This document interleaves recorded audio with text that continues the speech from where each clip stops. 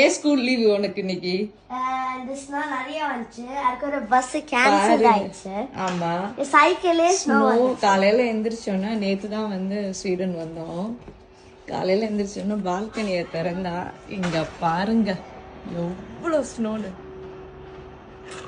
இது எப்பயும் இல்லாத விட அதிகமா இருக்கு இந்த வருஷம் அப்படின்னு சொல்லலாம். நான் வந்து ஸ்வீடன்ல இத்தனை 15 வருஷமா இருக்குமா, வந்து ஒரு ஸ்டார்டிங்கில் ஒரு 2-3 இயர்ஸில் இவ்வளோ ஸ்னோ பார்த்துருக்கேன். அதுக்கப்புறம் இந்த வருஷம் தான் இவ்வளோ அதிகமாக பார்த்துருக்கோம்.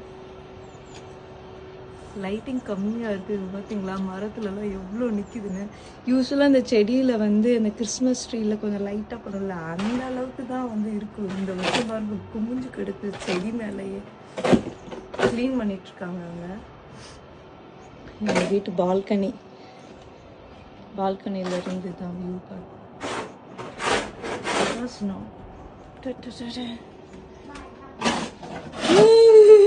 குளிர்ல இருந்து அப்படியே வெளியே போனா வாசலுக்கு முன்னாடி எப்படி இருக்கு பாருங்க. என்ட்ரன்ஸ்ல ஸ்னோங்க.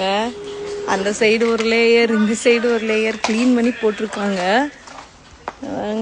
மோமோ குமிச்சு வச்சிருக்காங்க 2 சைடும். அந்த அளவுக்கு ஸ்னோ, ஊரே ஸ்னோ மயமாயிடுச்சு, பயங்கரமான ஸ்னோ மயமாயிடுச்சு. ரோடு வந்து காரு போகிறதுக்காண்டி வந்து 2 சைடும் அப்படியே ஒதுக்கி விட்டுருக்காங்க. தினமும் ஒதுக்கி குமிஞ்சு போய் கிடக்குது. குளிருது. காலை